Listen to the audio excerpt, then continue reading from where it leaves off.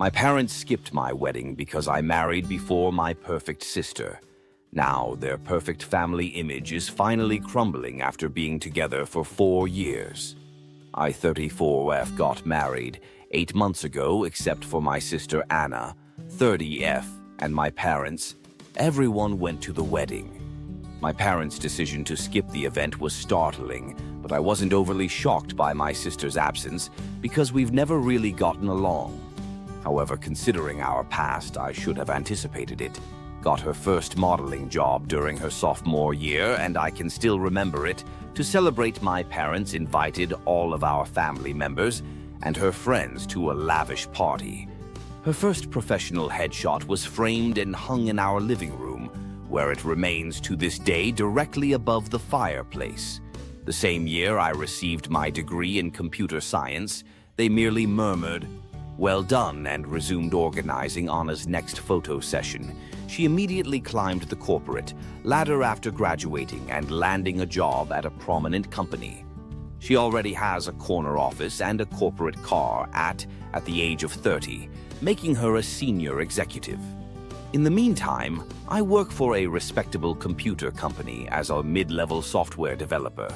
Although I'm pleased with my work and it's a decent profession, it's not the type of employment that makes parents boast in front of the family. In addition, I'm bigger and shorter than my sister. My mother made crude remarks about my appearance, signed me up for workout classes I didn't want to attend, and put me on diets all the time. When I was growing up, she would say, "Anna never struggles with her weight," or "You could look as nice as your sister if you just put in a little more effort," even though I had learned to ignore these remarks by high school. They had an impact over the years. I've accepted these distinctions. I ultimately came to terms with the fact that my parents never took as much delight in my accomplishments as they did in Anna. What was my option? I tried to get their approval for years by attending classes. They recommended joining clubs, they encouraged, and even attempted modeling for a short time, a failure. My sister never lets me forget, however. Nothing was ever sufficient. I was merely the second daughter, and they were completely enamored with my sister's achievements. I gave up attempting to impress them. Sometime in my mid-20s, I concentrated on creating my own life, growing professionally on my own terms, and forming bonds with individuals that respected me for who I'm. To be honest, following that, things have improved, knowing that my parents were constantly concerned about maintaining appearances. I kept my interactions with them superficial in order to prevent conflict during our mandatory Christmas meals and SP family get-togethers. I would nod and grin while they raved about Anna, a most recent job lover or vacation spot, since they had Anna to swoon over. They didn't seem to notice my emotional distance. Then, at a computer conference, I ran upon my spouse through a mutual friend. He noticed me, actually saw me. Unlike my family, he liked my dry sense of humor, my ability to code, and yes, even my body type right from the beginning.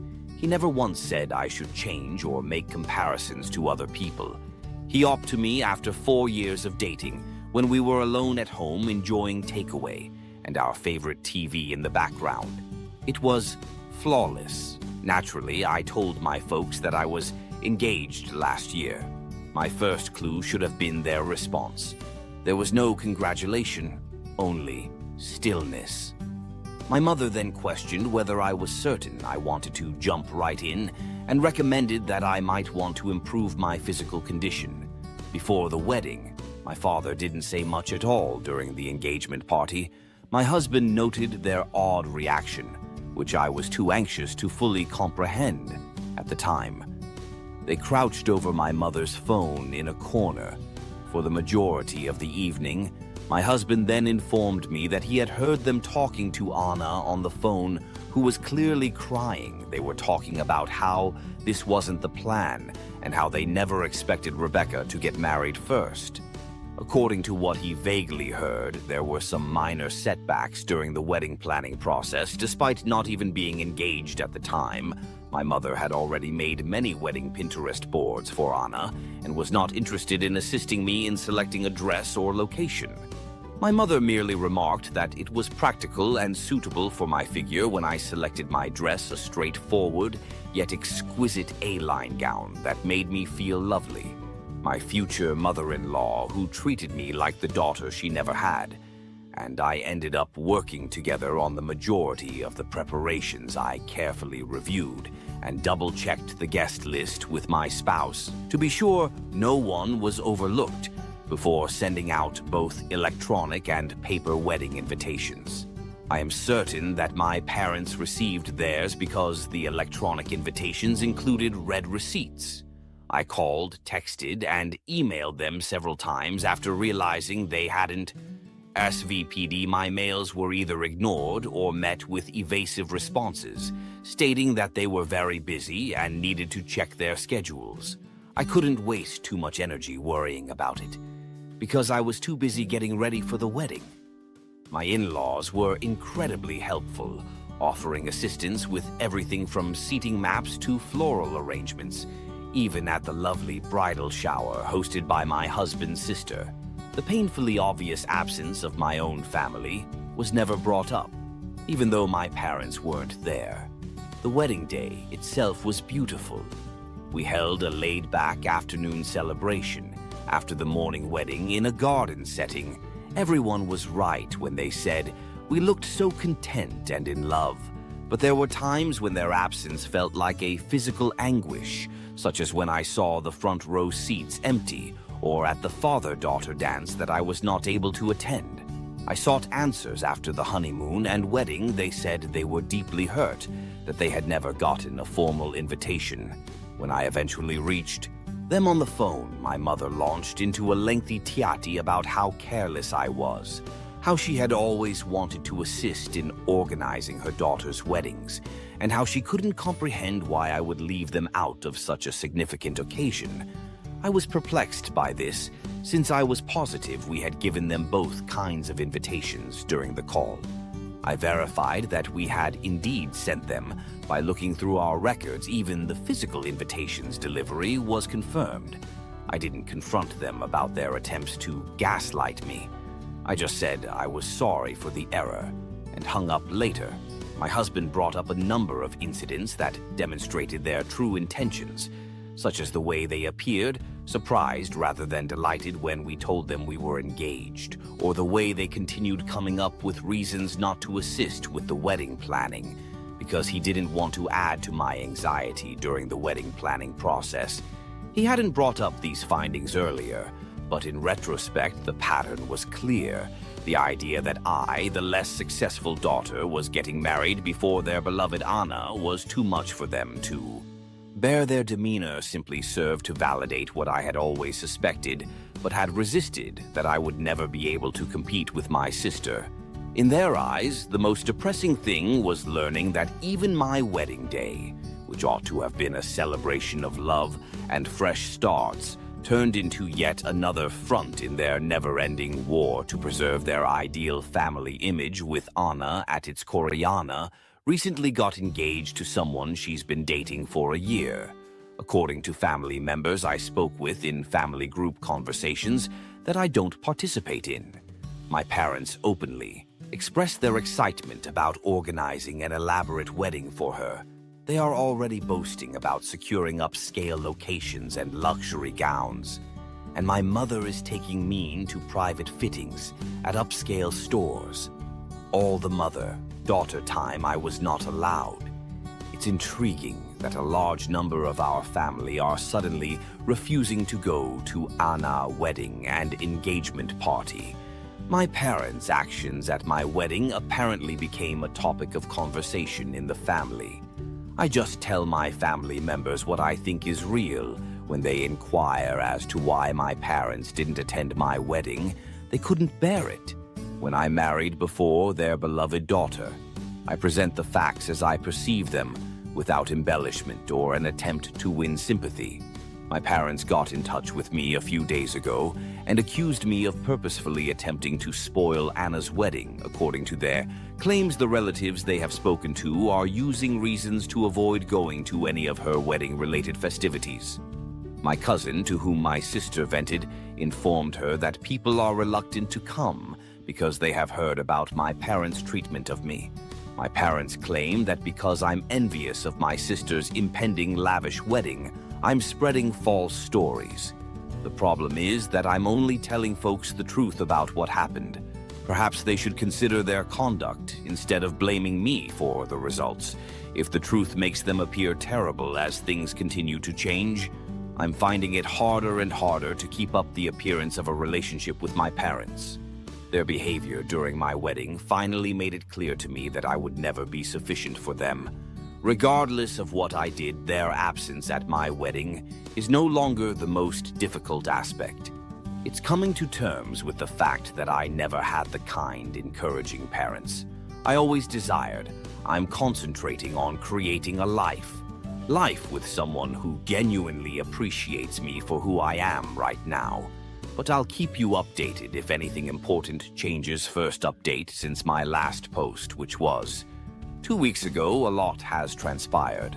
I ultimately made the decision to speak with my parents face to face over their actions at my wedding and their current charges that I ruined my sister's special day. After reading your encouraging remarks, I felt it was time to put everything on the table.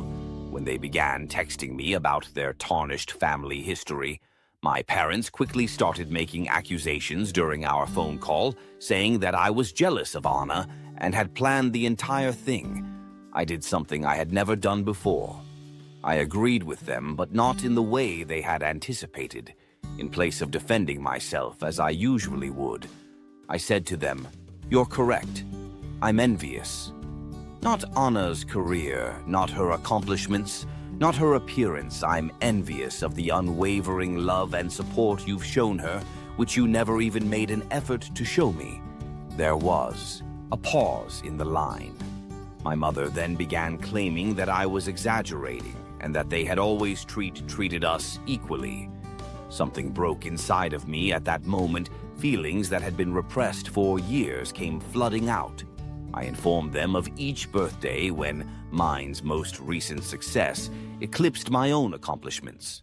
When Anna had a modeling call back, my mother canceled my high school graduation dinner about how her prom outfit cost more than the total cost of my college textbooks for a year. I continued despite my father's attempts to cut me off by accusing me of exaggerating. I talked about how it was to watch them spend years organizing my sister's fictitious wedding while showing no interest in my own. I told them how painful it was to see my parents' seats vacant and how my mother-in-law had to help me with everything from wedding preparation to clothing. Buying their reaction was instructive. They flipped it on me rather than accepting any of my arguments. Why did you never speak up if you felt this way, as if I hadn't tried to speak with them for years? My mother insisted. My father went on to say that by discussing these emotions with our family members, I was being unjust and spiteful. My mother said something at that point that ultimately clarified everything. We never imagined you'd go to such lengths as to try to ruin Anna's wedding out of spite. But we always knew you were insecure about her success. She stated, "This is not how we brought you up." I became aware that they couldn't even hear me. They believed that their behavior and my emotions had nothing to do with the entire circumstance. It has to do with Anna's reaction. They were more worried about her impending nuptials than the hurt they had caused me. Even during this discussion about their absence from my wedding, I didn't attempt to make things better for the first time in my life. I didn't retract or apologize. Rather, I expressed my thoughts to them directly. You're correct. On one point, I was raised by you. You instilled in me the belief that I would never measure up, that Anna's accomplishments would always be more significant than mine, that upholding your ideal family image was more essential than my feelings. However, you also taught me that I deserve better than this, which was something you didn't mean to teach me before my father spoke. There was a long pause. He spoke in a cool, collected tone. Maybe it's time for us to stop acting like we're bad parents, since you've already determined that we are, and you obviously take pleasure in seeing us suffer. Since you are family, we assumed you would assist in resolving this issue, but it is clear that you have made your own decisions. The last blow was delivered by my mother. Perhaps you simply couldn't cope with not being the center of attention, even though we always tried to treat you both fairly. Rebecca, that's not our fault. You made the decision to play the victim. I refrained from arguing. Why would it matter? Everything I had been saying had just been validated by them. They were unable to admit their involvement in any of anything. Even at this last discussion, I just hung up and said goodbye. I was surprised to feel relieved after the call. Tears were shed, to be sure, but they weren't the frantic, heartbreaking ones I remember from my early years. They were liberating tears. For the first time, I had expressed everything I needed to say without holding back, or feeling guilty about how I felt. Later, my husband saw me gazing at the sunset from our back porch.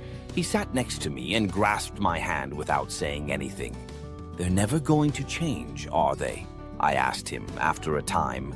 "No, but you have," he said, squeezing my hand. "And that is what counts." He is correct. I've changed. The young child who frantically tried to win her parents' approval is no longer there. They no longer need to validate the woman who came out of that last conversation. Although acknowledging that my parents will never be the people I need them to be is painful, it is not as painful as holding out hope that they would change for the first time. I don't really care what happens with my sister's wedding or the family drama. I've had my say, and they now have to deal with whatever comes up. The most peculiar aspect, I feel as though a burden I've carried my entire life has finally been lifted, although it's not the happy ending I had hoped for with my parents. Perhaps it was the one I needed, the ability to quit striving for love that ought to have come naturally. Second, update: 3 days have passed since my run-in with our parents, and things have taken a surprising turn. Anna made the decision to become 0014 involved in the drama, but her strategy failed horribly. My sister sent me a thoughtfully composed message. Yesterday morning, she had developed a condescending tone over the years, and it was evident in her text. What you said to your parents was totally inappropriate. They have helped us through every stage of our lives and given us everything. You cannot simply blame them for being poor parents, because you are insecure about the decisions you have made in life. She continued the message with her typical blend of moral superiority and covert jabs. I understand that your wedding wasn't exactly what you had envisioned, but that doesn't mean you should try to destroy mine. There's nothing wrong with wanting a celebration that honors those of us who have put in a lot of effort to meet specific standards. Rebecca, not everything needs to be a contest. I didn't bother to answer.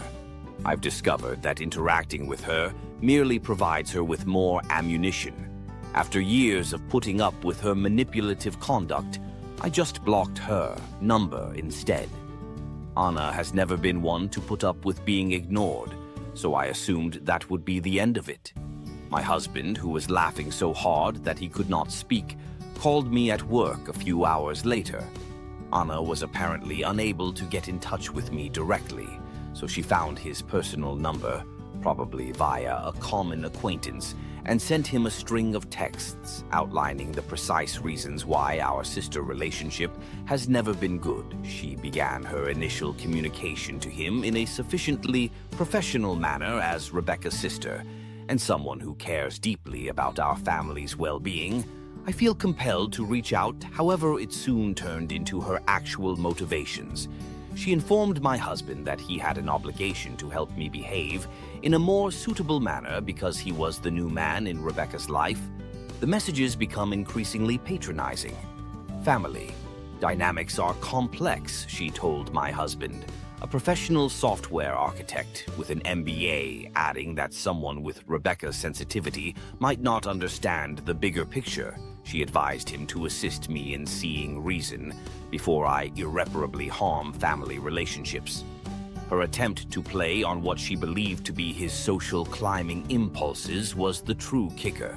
Though in fact, she wrote, "Surely you understand that maintaining good relationships with successful family members like myself could be beneficial for your future. Rebecca's behavior is only hurting her own prospects, and by extension yours, having always been able to see through Anna's facade." My spouse thought her attempt at manipulation was humorous. He particularly liked her presumption that her business rank or the prospect of networking opportunities would somehow impress him in his own words. She really doesn't know me at all, does she? We went over the messages together when I got home that night. I was laughing with my hubby instead of feeling offended or upset. Seeing me ink deceptive methods exposed, particularly when they were aimed at someone who was totally impervious to them, was liberating. I learned something significant about my sister as a result of this encounter. She is still that insecure adolescent who needs to tear others down in order to feel superior. Despite all of her achievements and success, it's clear how little she knows about good relationships that she believed she could control. Me by manipulating my husband. When her direct approach failed, she swiftly turned to trying to use my husband against me, which was the most revealing aspect. She used to do precisely that in high school. She attempted to turn my friends against me when she was unable to bully me directly. Different decades, same strategies. With this fresh viewpoint, I now understand how Anna's actions went beyond simple sibling rivalry throughout our early years. She made a concerted effort to keep her status as the favorite child, always telling our parents and me how much better she was. She had to overshadow whatever I accomplished. She had to point out my shortcomings to everyone I made friends with. My response to her games is different now. Her messages would have is a 1741 caused me to fall into self-doubt.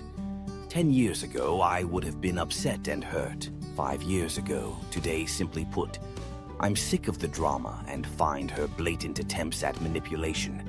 Amusing my husband's response was ideal rather than becoming embroiled in her drama. He merely responded, "Thank you, then you for your concern about Rebecca's well-being as her husband. I'm focused on supporting her happiness, not managing her behavior. I think it's best if you direct any future concerns to Rebecca directly. Have a nice day." Anna sent one last message after not receiving the desired response. "I see she's poisoned you against the family too. Don't say I didn't try to help when this all blows up in your faces."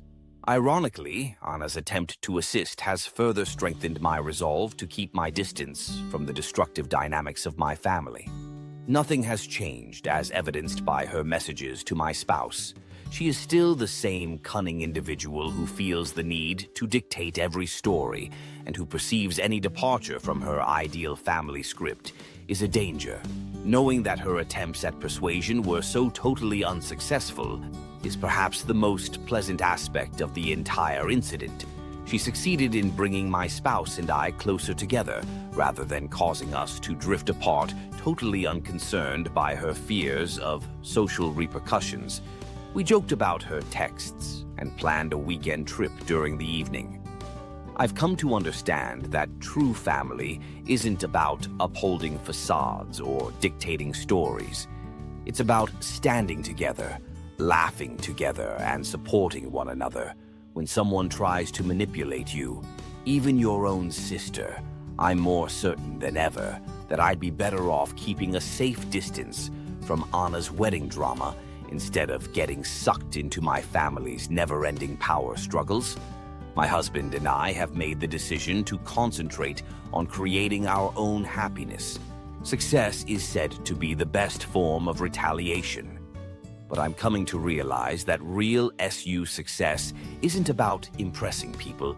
It's about accepting your decisions and surrounding yourself. 33. with individuals that encourage rather than impede your own development. I feel more successful than ever by that metric. Third update after my sister's unsuccessful attempt to control my husband 2 weeks ago. Things have taken unanticipated turns.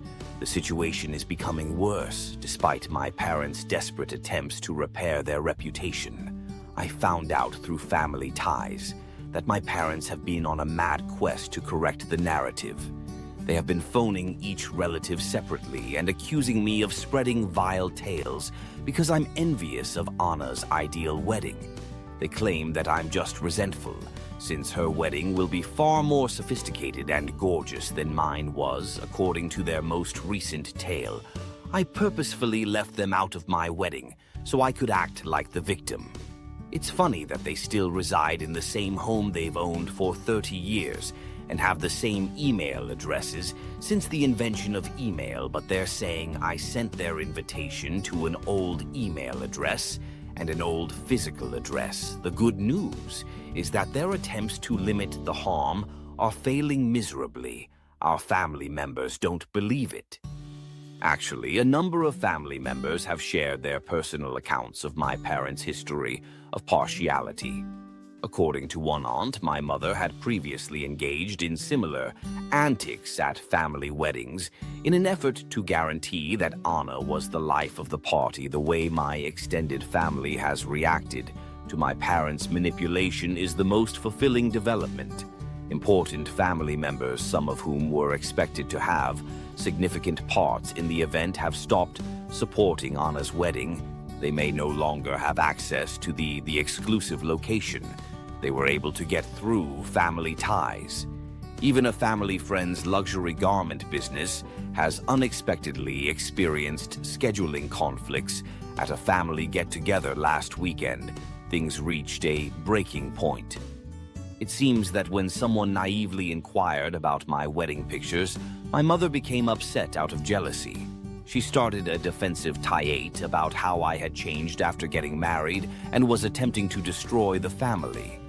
Her tantrum backfired, stunning a number of relatives who were unaware of the circumstance and further harming their well-maintained reputation. It's especially ironic that my parents' frantic efforts to maintain their ideal family facade are the reason it's falling apart each time they attempt to justify their absence from my wedding. They wind up disclosing more about who they really are. People are becoming more aware of their deception.